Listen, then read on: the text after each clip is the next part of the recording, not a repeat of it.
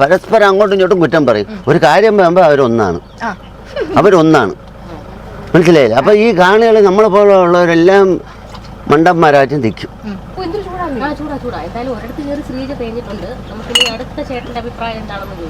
ചേട്ടാ ഭയങ്കര ചർച്ച, രാഷ്ട്രീയപരമായിട്ട് ഭയങ്കര ചർച്ചയോട് ചർച്ച ഈ കത്തി കയറുവാണെന്നേ. എന്താ ചേട്ടൻ്റെ ഒരു അഭിപ്രായം? അത് പരസ്പരം അങ്ങോട്ടും ഇങ്ങോട്ടും ഇവർ കുറ്റം പറയും. അവര് തങ്ങൾ കേട്ടാ പരസ്പരം അങ്ങോട്ടും ഇങ്ങോട്ടും കുറ്റം പറയും. ഒരു കാര്യം പറയുമ്പോൾ അവരൊന്നാണ്. മനസ്സിലായില്ല? അപ്പൊ ഈ കാണികൾ നമ്മളെ പോലുള്ളവരെല്ലാം മണ്ടന്മാരായിട്ടും നിൽക്കും. മനസ്സിലായില്ലേ? പിന്നെ ഇപ്പോഴത്തെ സാമ്പത്തിക ബുദ്ധി കൊണ്ട് ഇപ്പോഴത്തെ സർക്കാരിന് ഇപ്പം കുറ്റം പറയാൻ സാമ്പത്തിക ബുദ്ധിമുട്ടാണ്. പ്രളയം, പിന്നെ ഒരുപാട് സാമ്പത്തിക ബുദ്ധിമുട്ടുണ്ട്. ആൾക്ക് പെൻഷൻ കിട്ടാൻ ബുദ്ധിമുട്ടുണ്ട്. അതിലൊക്കെ ചെറിയ വിഷമം ആളുകൾക്കുണ്ട്. പിന്നെ ചേട്ടന്റെ അഭിപ്രായത്തിൽ ആരായിരിക്കും ജയിക്കുന്നത് ഇവിടെ? അത് എനിക്കിപ്പം പറയാൻ ഒക്കില്ല. മൂന്നുപേരും തുല്യമായിട്ട് നിൽക്കുകയാണ്. മൂന്നുപേരും തുല്യമായിട്ട് നിൽക്കുകയാണ്. അതുകൊണ്ട് എനിക്ക് അങ്ങനെ ഇന്ന ആൾ ജയിക്കുമെന്ന് എനിക്ക് പറയാൻ ഒക്കില്ല. ചേട്ടന് ഒരു സാധാരണക്കാരൻ എന്ന നിലയിൽ ഈ പന്ന്യൻ രവീന്ദ്രൻ നിൽക്കുന്നുണ്ട്, ശശി തരൂർ നിൽക്കുന്നു, രാജീവ് ചന്ദ്രശേഖരൻ നിൽക്കുന്നു. ഇതിൽ ചേട്ടൻ കേട്ടിട്ടുള്ള ഒരു പേരേതാണ്? ചേട്ടന് കണ്ടിട്ടുള്ള അല്ലെങ്കിൽ ഏറ്റവും കൂടുതൽ ഒരു അടുപ്പം തോന്നുന്ന ഒരു നേതാവാരാണ്? ശശി തരൂർ അല്ല, ചേട്ടൻ പറയട്ടെ. അല്ല, ശശി തരൂർ ആയിരുന്നു മൂന്ന് തവണയും ജയിച്ചത്. നല്ല ഇപ്പം നാലാമത്തെ ജയിച്ചത്. അപ്പം പക്ഷെ ഒരു കാര്യമുണ്ട്, ഒരു ലൈറ്റ് കൊണ്ട് വെച്ചിട്ട് കാര്യമില്ല. മനസ്സിലായ? ലൈറ്റ് കൊണ്ട് വെച്ചിട്ട് കാര്യമില്ല. നാട്ടിലിറങ്ങി എല്ലാവരും എന്താണെന്നുള്ളത് അറിയണം. അത് ഏത് പാർട്ടി ആയിരുന്നാലും അറിയണം. പിന്നെ റോഡുകളെല്ലാം കുത്തിപ്പൊളിച്ചിട്ടിട്ടുണ്ട്. എന്നാൽ ആ റോഡിൻ്റെ വർക്ക് തീർത്തിട്ട് അടുത്ത വർക്ക് തുടങ്ങാത്തുണ്ട്.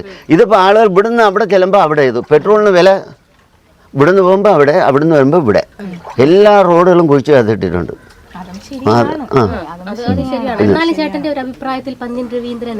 അതെ, അതിപ്പോ എനിക്ക് പറയാൻ ഒക്കില്ല.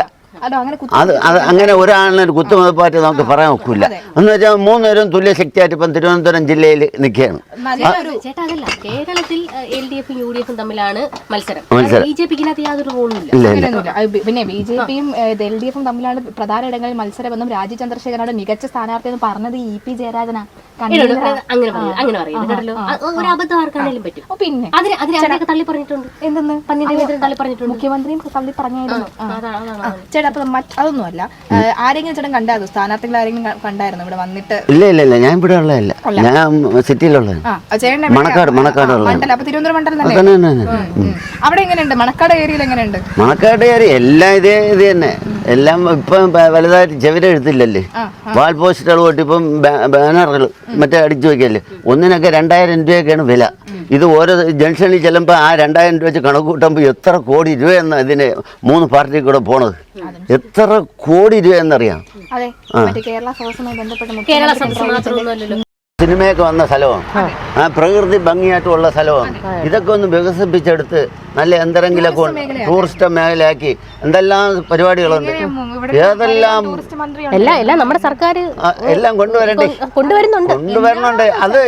അതെ ഈ സർക്കാർ കൊണ്ടുവരുമ്പോൾ മറ്റേ എതിർക്കും. അതെന്നാ ദീപസംഭം മഹാചര്യം എനിക്കും കിട്ടണം, കാലിലോല നല്ല താളി കരികിലേക്ക് കുളം അല്ലേ പയ്യ നിനക്കും പക്കത്തോണോ ഊണ്. മനസ്സിലായില്ലേ? എന്ന് പറഞ്ഞാലേ നിങ്ങളല്ലേടോ എല്ലാത്തിനും വികസനത്തിന് തടസ്സം നിൽക്കുന്നത്. നമ്മളായിട്ട് പറയിപ്പിക്കാൻ വേണ്ടി ഞങ്ങളുടെ വികസനം നിങ്ങളുടെ വികസനം കല്ലെടുത്തത് മാത്രമല്ല വികസനമാണ് കേട്ടോ. ടൂറിസത്തിനൊക്കെ നല്ല ഏരിയയാണ്.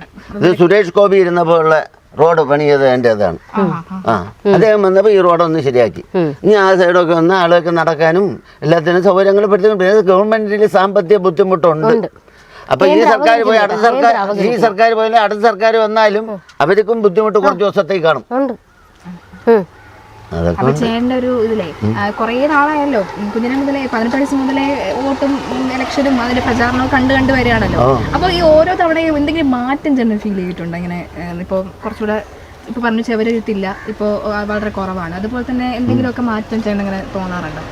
അതോ എപ്പോഴും പണ്ടൊക്കെ ആണെങ്കിലേ ഒരു ഇലക്ഷൻ നടത്തുമ്പം മുഖത്തോട് മുഖം നോക്കി അടിയാണ്. മുഖത്തോട് മുഖം പാർട്ടിക്കാരെ അങ്ങോട്ട് നോക്കി. ഇപ്പം അതില്ല. ഇപ്പം എല്ലാവർക്കും മനസ്സിലായി. ഇപ്പം എന്തിനു നമ്മൾ അടികൾ കൂടുന്നത്? നമ്മൾ പ്രവർത്തിക്കുക, ജയിക്കുക, ഇതേ ഉള്ളൂ. ഈ അടികൾ കൂടുന്നതും ഇലക്ഷൻ്റെ അതിൻ്റെ അങ്ങ് പോവുകയും ചെയ്യും. ഈ അടികൾ കൂടിയിട്ടൊക്കെ വെറുതെയാണ്, അതിൻ്റെ ആവശ്യമില്ല. അപ്പോൾ ജയിക്കുന്നവർ ജയിച്ചു പോകും. നമുക്ക് വോട്ട് നമ്മളെ അവകാശമുണ്ടെങ്കിൽ അത് സമർപ്പിക്കാം. പക്ഷേ അത് നമ്മൾ സമ്മതിച്ചിട്ട് ഞാനാണ് ഇട്ടെന്ന് നെഞ്ചി കൈവച്ച് പോകുമ്പോൾ മറ്റവന് വിരോധം തോന്നും. അത് പറയാൻ പാടില്ല. നമ്മളെ വോട്ട് നമ്മളെ മനസ്സിൽ അവിടെ പറയുമ്പോഴത്തേക്കാണ് മറ്റവന് എതിർപ്പാണ്, യവൻ മറ്റവനാണ്, യവൻ ഇതാണെന്നൊക്കെ പറയും. അതിൻ്റെ ആവശ്യമൊന്നുമില്ല. ശരി ചേട്ടാ.